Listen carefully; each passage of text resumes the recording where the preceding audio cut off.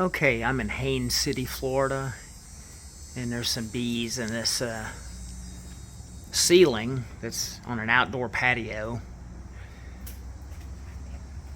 So they are right here.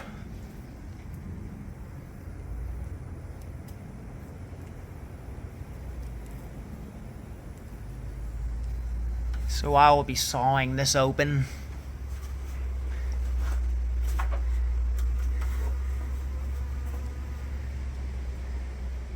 And see what we can reveal. Okay, here are the bees exposed. They go a little bit back that way to the left, but that's no big deal, but that's most of them right there.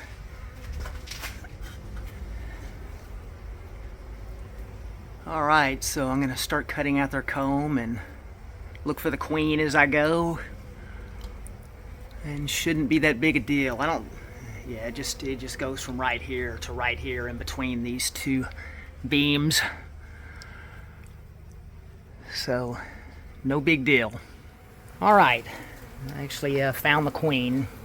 I opted not to vacuum on this removal because it's just one of those things. I just felt that they weren't in the way too much of the comb, and sometimes you have to do that, sometimes you don't. So there's the queen right there. Found her just calmly crawling on a piece of comb. I didn't have to go hunt her down or anything like that. She didn't try to run. So there we go. And here's comb I've cut out. Brood and capped honey. Not going to keep too much comb because I don't want the hive beetles to take advantage of them. Just enough to get them anchored to the hive and perpetuate themselves. So here's what I've cut out thus far, and that's what's left back into there. So I'm just cutting that comb out and then just shaking the bees into my hive instead of vacuuming. Alright, let's continue on. Alright, I have the queen strapped in the hive. Most of the bees are in there.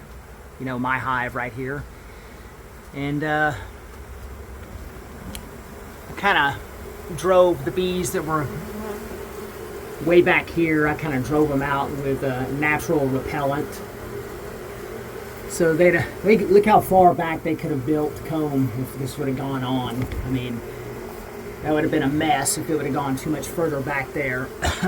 So there's a few stragglers right there. I haven't, smoked or anything to get them out of there yet, but I don't want to do that until I get this hive out of the way temporarily, and then I'll do that and then put my hive back up on the ladder and come pick them up at nightfall.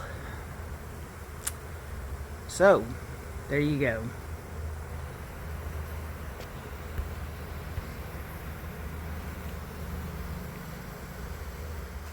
Alright, so I repelled all the ones out of the that were remaining, all the stragglers, and you can see they're flying around.